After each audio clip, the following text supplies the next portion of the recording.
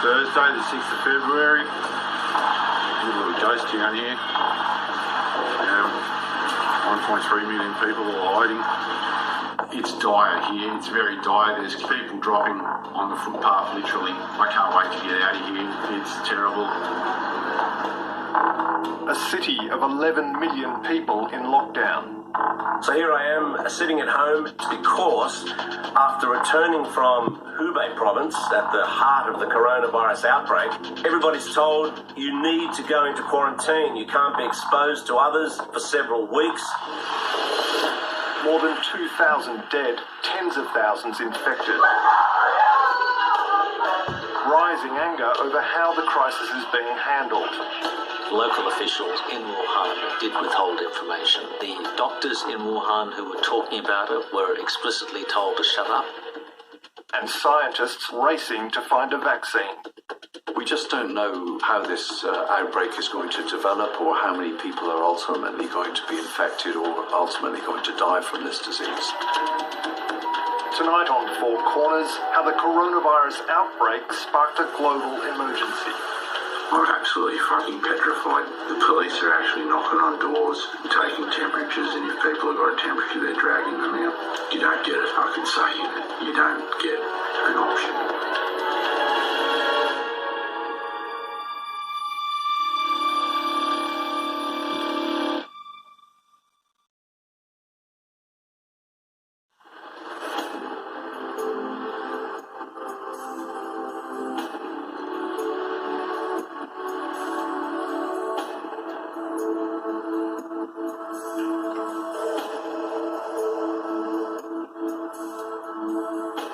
Wuhan is a very, very beautiful, charming and bustling city in central China. It sits on the banks of Yangtze River. It's a mega city.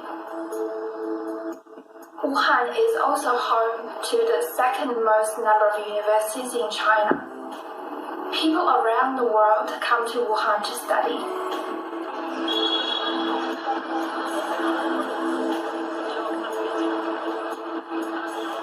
It's right in the heart of the country, geographically as well as economically. All these trains and planes are coming through there, and to have the virus outbreak start there, it's almost like if you wanted to pick the worst place for it to break out in, that would be the place you'd release it.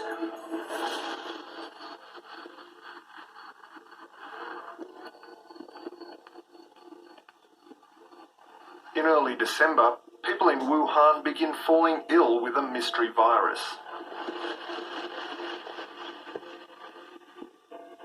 First infections in Wuhan started in early December, and I believe the first case in December the 1st.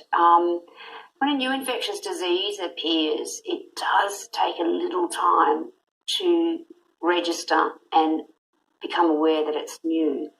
So there were people presenting with a form of pneumonia. Local doctors suspect the virus originated in the city's seafood and wildlife market. So we think the virus probably originated from bats because that's what the genetic data tell us, but often there's an intermediary animal host.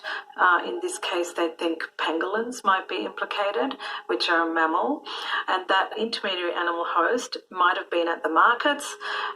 We don't think that it's from eating those things specifically, like through the gastrointestinal tract, but more from handling them, from touching the contaminated meat.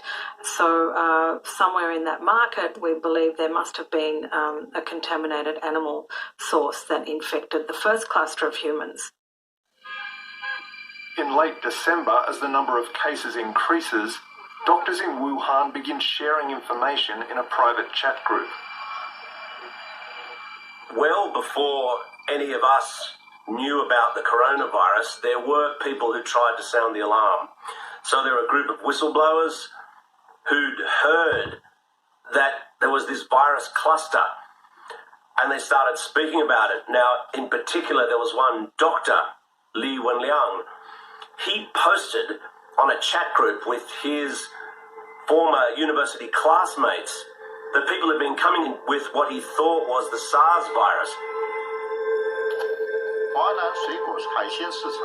7 SARS cases were confirmed in the Huanan seafood market. The main mode of transmission of the virus is droplet transmission at close range, or contact with respiratory secretions of patients. This can cause a special pneumonia that is evidently contagious and capable of affecting multiple organ systems. It is also called SARS. The patients were isolated in the emergency department of a hospital. Everyone, please be careful. That's scary. SARS is back. The outbreak revived the spectre of SARS, another type of coronavirus, which killed 774 people in 2002 and 2003. The reason why they would have been so concerned at the prospect that this was SARS was threefold. First of all, SARS was super infectious. Second, it had a relatively high mortality rate of 10%. And third, a large number of healthcare workers were actually died from SARS because of the complexity with stopping transmission. And I think that was the real concern. On the same day as Dr. Lee's warning, the Wuhan Health Commission sends an urgent internal notice to hospitals on the treatment of pneumonia of unknown cause. Some medical institutions in our city have seen patients steadily with pneumonia of unknown cause. If you find patients with unexplained pneumonia, actively adjust the resources and treat them on the spot. The notice warns them to keep the outbreak quiet. Without authorization, no units or individuals shall release treatment-related information to the outside. I have no doubt that local governments have reported the situation to the central government. So local governments were not accountable to the people at that time, but to the central government. They adopted the policy of concealing the truth from the public, but starting to control the epidemic internally. This contradiction prevented them from properly mobilizing to deal with the spread of the epidemic. Dr. Lee and the other doctors continued to share information. Be careful. The WeChat group of our class has been banned. The latest news is the coronavirus infection has been confirmed, and virus classification is in progress. Please don't spread the word and ask your family and loved ones to take precautions. Do not go to the Huanan seafood market in the near future. So when this group of doctors, I think they were university classmates from Wuhan, began sharing the information they had about a strange new virus on this sort of joint WeChat group, they were doing what you'd expect medical professions to do, to try and sort of pool information and see what was actually happening. But of course, that's a kind of dangerous thing to do in China. I think there's little doubt right now that local officials in Wuhan did withhold information. They've admitted as much. The doctors in Wuhan who were talking about it were explicitly told to shut up. Dr. Lee and his colleagues are hauled in for questioning by Wuhan police. After investigation and verification by the public security organs, 8 offenders have been summoned and handled according to law. The police will investigate and punish with zero tolerance those illegal acts that fabricate and spread rumors and disrupt social order. Dr. Lee was disciplined by his own hospital. He was even picked up by the police and taken in and castigated and told not to spread rumours. This is what happens when you are saying things publicly that the Communist Party doesn't like. You're spreading rumours. Even if somebody is trying to tell the world about a potentially dangerous virus, the first instinct is to shut them up. Despite the risk of retribution, critics like Dr. Wu Chang, who already lost his university job for defying a ban by President Xi on teaching democracy, continue to speak out over the government's handling of the crisis. They were basically concealing the truth. Although internal controls were in place, the information kept from the public caused the outbreak of the disaster and the spread of the disease. That's the key point in this saga. You know, they lost about 2 weeks, maybe 3 weeks, just when the virus was at its sort of nascent point, just at a time where they could have traced it, just at a time where perhaps they could have checked it more substantially, but that was lost because it got caught up in the politics of the information flow and information surveillance in China. 4 weeks after the first infections, China notifies the World Health Organization of the outbreak. Things are about to get worse. In early January, millions of Chinese are preparing to travel to and from Wuhan to celebrate Chinese New Year with their families. If you were to pick the most dangerous time, the worst time for a virus to break out here, the worst time for it to spread quickly across China and even around the world, it would be the Lunar New Year. You have hundreds of millions of people crisscrossing China, travelling overseas, and because of that mass migration, the largest mass migration annually in the world, I mean, it was just a terrible time for this virus outbreak to happen. Australian resident Ying Wang, who lives in Melbourne, is preparing to visit Wuhan with her husband and 2 children when she hears about the outbreak. It was a couple of days after our Christmas holiday in Melbourne. I got a video sent over from my cousin in Wuhan, and according to the video, there was suspected SARS-like pneumonia. And I asked my cousin, should I cancel my trip? We waited until probably the first week in January. And then there was an official announcement from our local government back in Wuhan saying that the disease was controllable. And then it sort of, I feel relieved. So we went out. We went out with our trip. Ying Wang and her family arrive in Wuhan on January 9. That same day, a 61-year-old man who had visited the seafood market becomes the first person to die of coronavirus. His death is kept quiet for 2 days.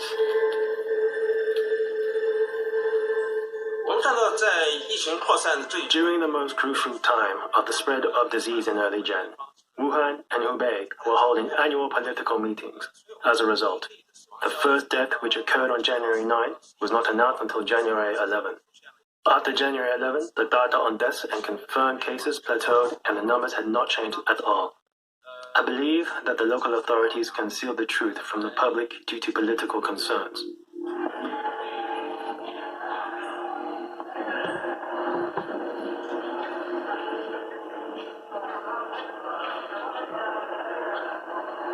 On January 22, the government finally acknowledges the gravity of the situation at a press conference in Beijing. 病毒存在变异的可能，疫情存在着进一步扩大的风险。当前政治催运、人员流动性激增，客观上加大了疫情传播的风险和防控的难度，绝不能掉以轻心，要高度警惕。 9 people have died and 440 people are confirmed to have contracted a mysterious coronavirus as China works to stop it spreading during the Lunar New Year travel rush. It was 22nd of January. That was the turning point. It was Wednesday, and just bad news started coming in. It started with the Chinese official news saying that it's getting much worse than they expected. And then all of a sudden, I think it was the next day, 23rd, I remember, I woke up quite late, like 10 a.m. And suddenly, my dad just told me, oh, we can't go out now. We can't go out. We can't get out of our apartment.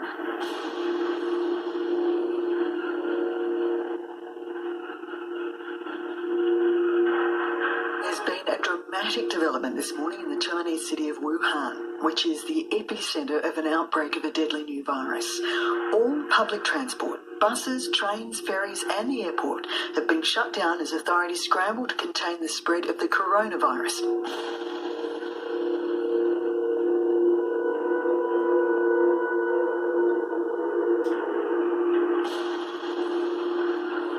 I mean, when the authorities decided to lock down that whole province of Hubei, that's like locking down the entire population of Italy and telling them you can't leave that province. It was really the moment when everybody knew, all right, this is a big problem. When Wuhan went into lockdown, I think January the 23rd, and then flights and greater lockdown measures across China, this is unprecedented in the history of modern medicine. We've never tried. We know that containment can work, but it's never really been done at this large scale.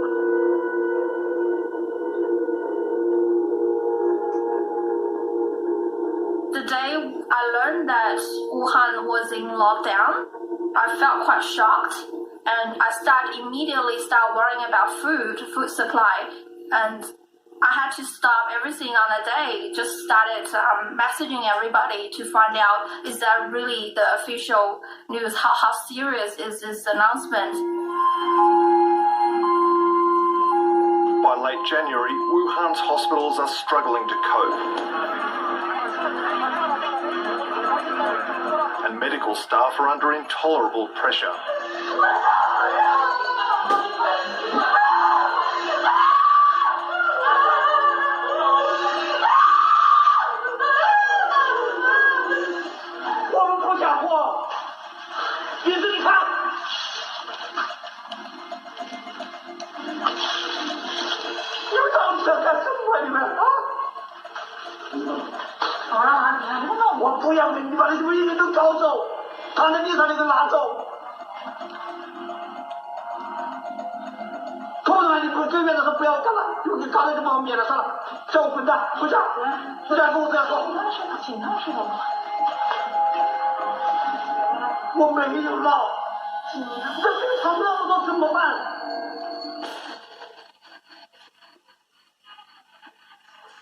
With patient numbers surging, construction begins on 2 new hospitals, with one scheduled to open in just over a week.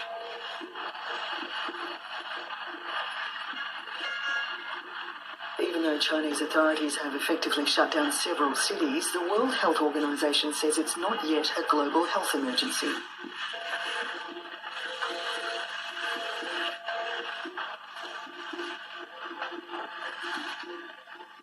So obviously the whole world was watching very closely through January as this epidemic unfolded, and people were very concerned. A lot of experts were concerned and felt that the public health emergency of international concern should have been declared earlier. I think people were harking back to Ebola and what happened there, and they were afraid of delays that might have been very costly in terms of the ability to save people's lives. Australia's first case of coronavirus has been confirmed in Victoria as New South Wales announces it has 2 probable cases.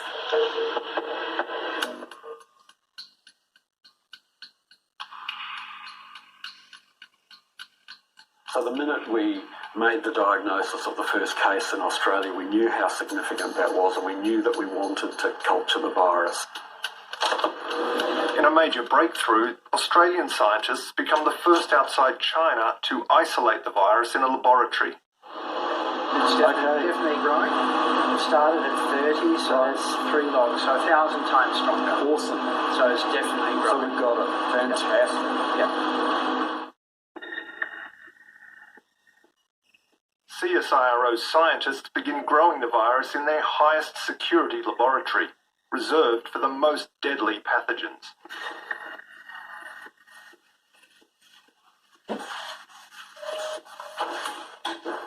We don't actually know how dangerous this virus is. We know it kills people, but we don't know how many, and we don't know exactly what the mechanism is by which this virus kills people.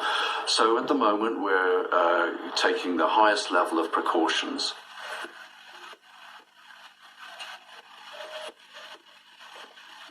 our staff can only usually work about 4 hours in those suits and in those conditions because it's very stressful to imagine you're actually working with such high volatile agents.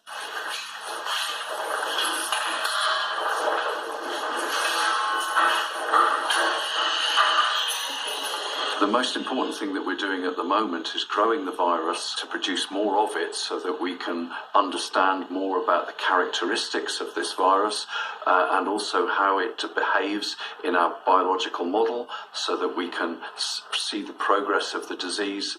So we will then introduce the virus into our test animals, on this occasion ferrets, because their respiratory system is very similar to humans. And the idea here is to understand how that infection progresses and how it behaves.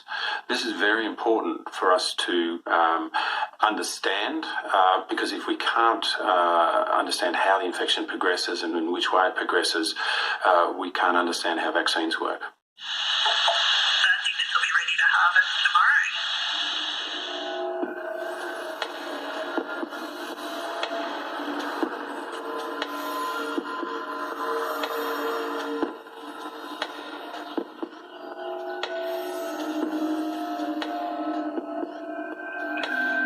In China, the escalating number of infections prompts a rare outburst of anger online against authorities.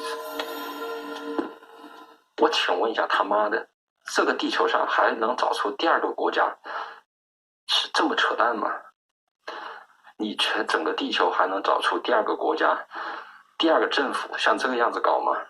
现在的武汉市就他妈的跟地狱一样，看到他们倒地死亡，或者说各种情况。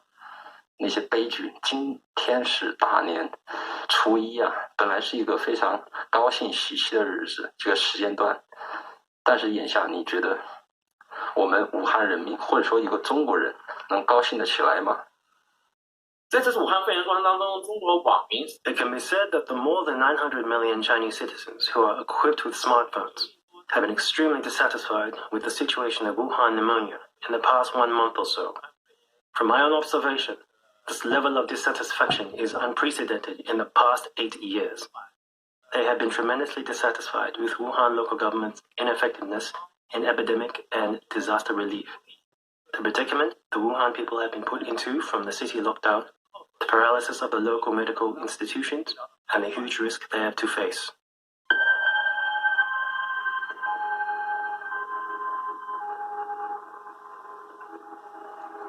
As authorities desperately try to stop the virus spreading, Wuhan is effectively cut off from the rest of China.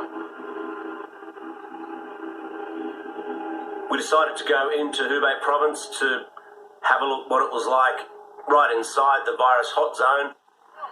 As we got closer and closer to Hubei, the roadblocks were becoming more serious.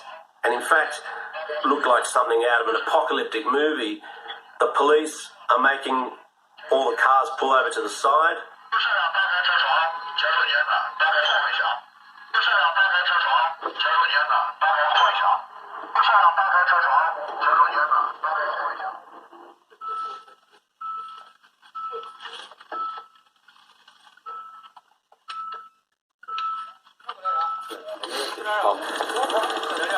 So basically, that's the border that way. The police have told us that we can drive in, but we can't drive out. We drove through a series of ghost towns. I mean, nobody on the streets, shops closed, the shutters were down. And this is during Spring Festival. Normally, this is a time when you'd have fireworks, families, friends gathering to have meals together, celebrating, being happy, and instead it was completely dead and in fact pretty eerie. The outbreak of the coronavirus in China has finally been declared a global health emergency after a rapid escalation in the number of infections during the past week. There are almost 8,000 cases in 18 countries, including 9 in Australia. So here I am sitting at home and reporting from where I live. That's because after returning from Hubei province at the heart of the coronavirus outbreak, everybody's told you need to go into quarantine. You can't be exposed to others for several weeks. this city, Beijing, if I look out the window, it's dead. I mean, there are hardly any people in the streets. Friends here don't want to go outdoors. That's because they're afraid of catching the coronavirus. And the same is happening all over the country, all these mega cities in China.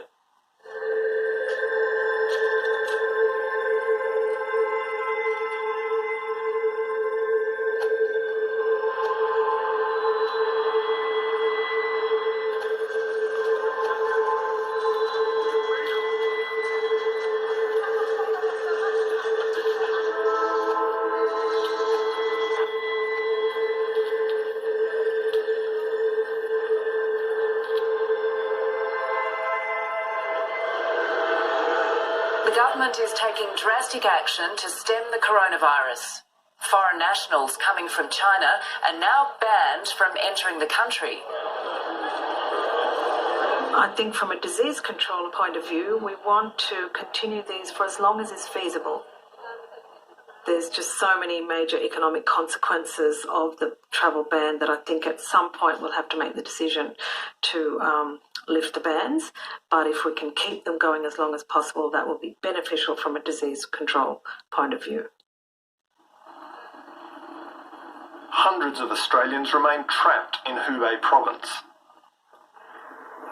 So this is a view from my window, and it's been really good weather today, but we're not going out. And this is our central garden at level 6. So it's a bit shame that we're stuck at home. Otherwise, it could be a really good day out. I really just want a more firm answer from anywhere, really, from WHO or my local government. So how bad really is? I'm still having this question. How serious is this whole pandemic? Even though every day we watch the numbers, infected number of people, also the death toll keep going up. Just, I need to, I don't know. I need somebody to assure me this is, I don't know, I feel like the end of the world.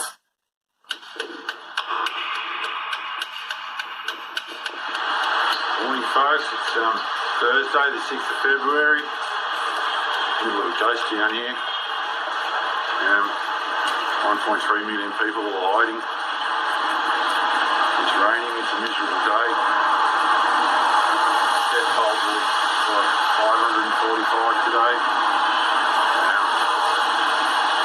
16,800 odd people in hospital in my district. Waiting on DFAT to give us an answer about when I can get out of here. Australian Tim McLean is stranded on the outskirts of Wuhan. He's trying to get his Chinese partner a visa to come to Australia. Foreign Affairs just contacted me. I just hung up the phone. They just confirmed and wanted to let me know that my spouse, Shushong, didn't make the list for the flight with Qantas, and asked me if I was still interested in leaving. I informed them that I'm not leaving without her. It's dire here. It's very dire. There's queues outside the hospitals now. We're not allowed near them. There's people dropping on the footpath, literally. Okay? I know how bad it is. I can't wait to get out of here. It's terrible.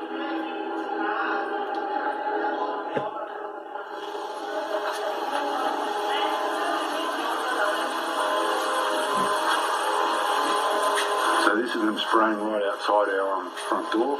They've been doing this all through the city regularly. The local council have been going out and spraying disinfectant around everybody's doorways. So I suspect they're spraying to stop infections coming out of the sewer. I better go in and shut the door.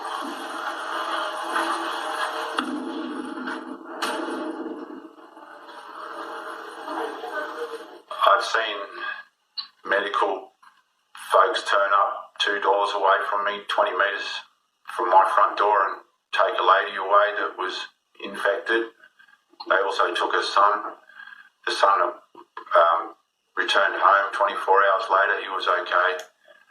We haven't seen or heard of the lady since. So people have been concerned about the human rights aspects of quarantine and isolation of cases, quarantine of contacts, etc., and that's been happening on a very large scale in China, but also in Australia and other countries. From a disease control point of view, putting aside other issues, from a disease control point of view, it works.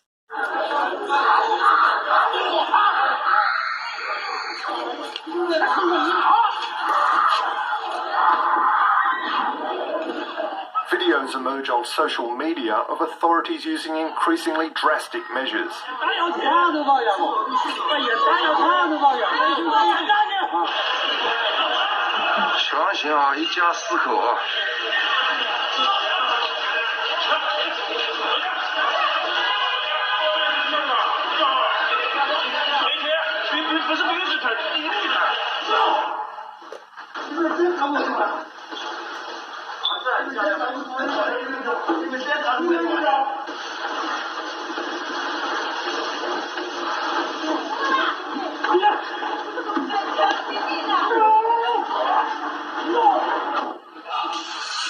Around China, residents post scenes claiming officials are welding the doors of apartment buildings shut so people can't get out. 哎，那个是门吗？才两年门哦，把门封的了。你看那个电焊工在那块焊的，那中间是一个门，你看，可怕。把门弄都焊死了，不让出屋了。下一个就是我们6号楼了，这是我家了。I'm very concerned about getting this virus. I'm not even 100 metres away from one of the hospitals that's full. I've seen people entering that hospital. I've seen people getting rolled out on stretchers out of that hospital. It's literally across the road from where I come out of my apartment. Now, that's concerning. My hospitals here are full. We've run out of medical supplies here. There's no PPE or personal protective equipment available anymore, so the doctors have all gone to the bigger hospitals.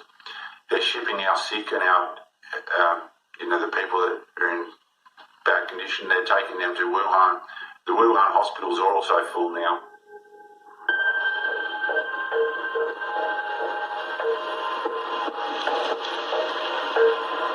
By early February, the virus is in 25 countries, with 216 cases outside China.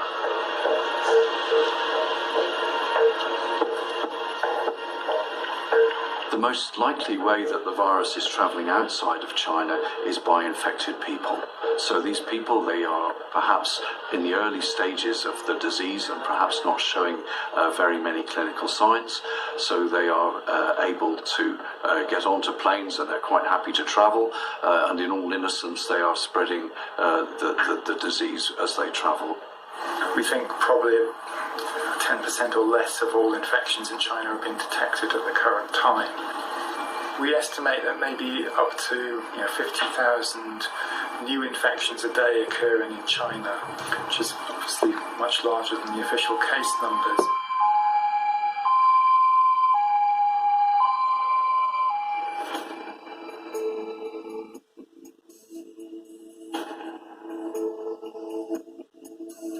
Almost 4,000 passengers, including more than 200 Australians, have spent their first 24 hours officially in quarantine on board a cruise ship off Japan.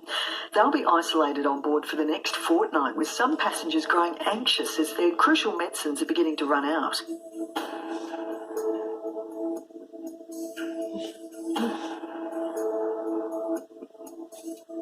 We know that cruise ships are at high risk for outbreaks. It's well documented that you get outbreaks of influenza, norovirus, gastro, and so on cruise ships. They are closed, small communities in a small space compared to, say, a country. So obviously you can get more intense transmission once an outbreak starts.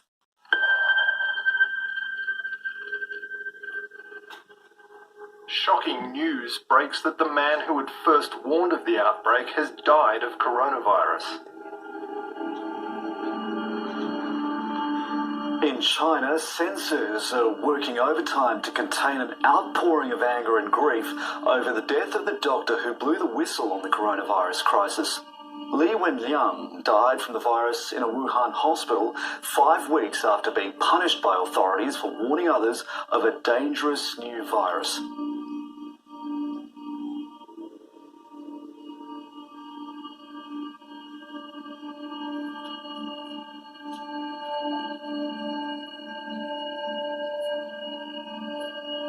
There was a huge outpouring of grief, anger, frustration on Chinese social media, and not just from so-called netizens, on Chinese-style Reddit forums or something, but from the Supreme Court of China, who put out a statement saying that, these doctors were heroes, they should have been allowed to do their job.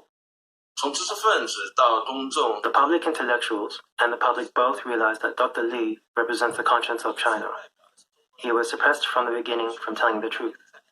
He could have saved the livelihood of tens of thousands of people, or thousands of people's lives. But all this was concealed due to the authority suppression of free speech. I believe the public expressed their dissatisfaction with the government by commemorating him.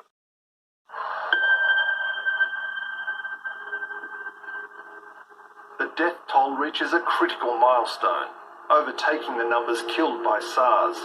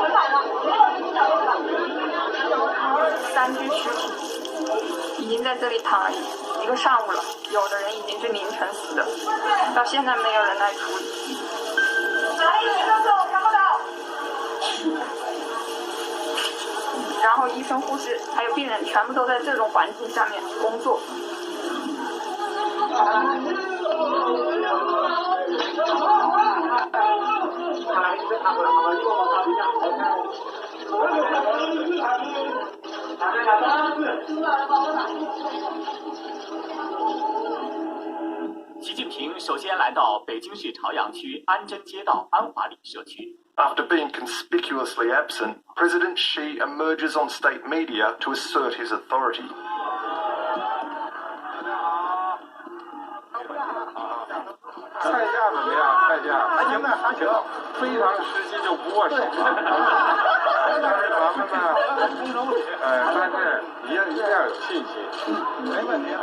Xi has really lost control of the narrative, and he's struggling to get it back. Now, if that goes on, if they don't get on top of the virus, then that can really damage Xi's image, I think, even with ordinary Chinese people, and that has potentially profound implications, because 2-3 years down the track, when he's meant to be reappointed, maybe his enemies will use this against him. So the people directed this kind of dissatisfaction directly to Xi himself and Xi's style of governance, which is, I believe, the most serious threat to Xi Jinping. This is because the foundation of his power is based largely on populism, and the loss of this populist foundation will undoubtedly destabilize his position in the party. Australians still trapped in the coronavirus epicenter in China are tonight preparing for a second attempt at an evacuation flight to Darwin. There is a seat available for my partner Sean and myself on the next available flight out of Wuhan, which apparently is leaving at midnight tonight. We've got 3 or 4 hours to get to the airport. They've sent us all our passes, etc., so we can get through the checkpoints. It's all confirmed. We've got the emails. We've got the thumbs up, so we're out of here. We're heading home. Can't wait, and super excited. Today is our last day in Wuhan. It's been pretty long journey, really. In the past 2 weeks, more than 2 weeks, we've been house quarantine for more than 2 weeks. So tomorrow we're going to get out and go to the airport and come back to Australia. So it's still unreal for me.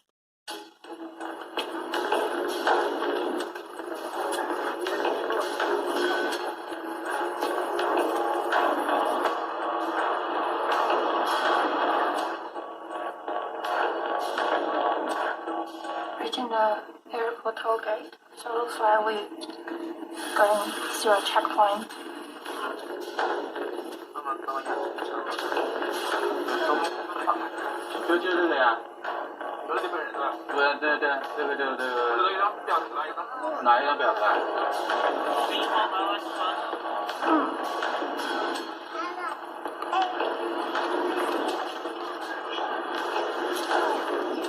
But it's 2:30, kids are not asleep. I'm super tired. We're still waiting, about half of the plane, still waiting to be cleared of security and passport control and stuff. A lot of paperwork, a lot of screening, a lot of questions. Just very, very stressful, really. Out of here. Yes, we're out of here. Go.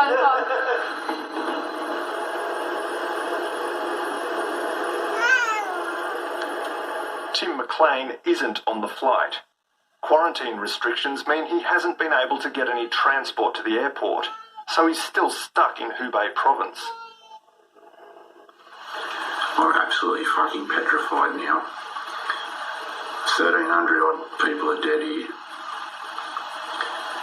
The police are actually knocking on doors and taking temperatures, and if people have got a temperature, they're dragging them out, mate. You don't get a fucking say in it. You don't get an option. You get taken away and put with a bunch of other sick people. Not only are we in quarantine, but it's beyond quarantine now. I don't even know what to call it. It's quite terrifying knowing that people can knock on your door here and just drag you out for no reason at all because you've got a temperature.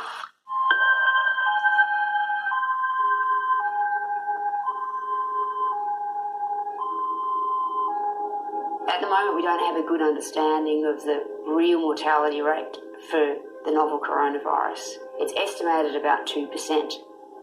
So if the mortality rate's 2%, if it's 1%, even if it's 0.5%, and 300 million people get infected, that's a lot of people that could potentially die. Because if you think back into the Spanish flu, enormous numbers of people died, but the actual mortality rate was less than 1%, but a huge number of people were infected.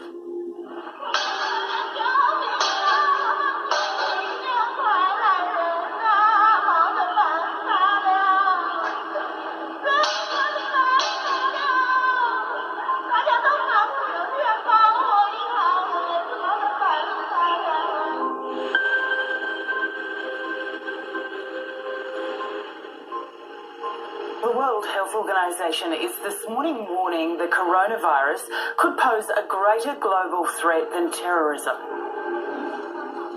A virus can have more powerful consequences than any terrorist action. And that's true. And if the world doesn't want to wake up and consider this enemy virus as public enemy number one, I don't think we will learn from our lessons. We just don't know how this outbreak is going to develop, or how many people are ultimately going to be infected or ultimately going to die from this disease. We don't yet know exactly how the virus is evolving. We don't know how many people are actually infected that are not revealed to be infected, and we don't know how many people are dying that are misdiagnosed as dying from other disease. So this is a real problem for us to be able to make any real prediction or to model the spread of this disease.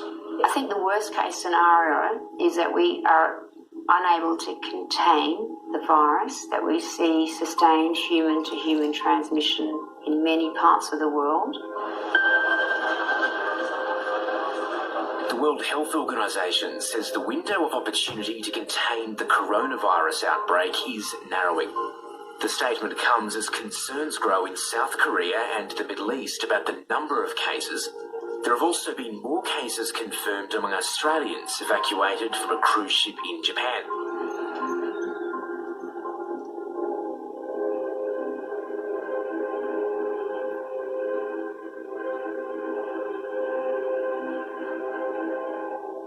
don't know what the near future is going to bring. We've got no information about how long we're going to be in here. There's no indication whatsoever. I've got sick people living next door to me. I've got sick people above me. I've got sick people across the lane from me. Some of those people have got chains on their doors so people can't access them because they're ill. I'm hiding from a virus that you can't see and a government that you don't want to muck around with.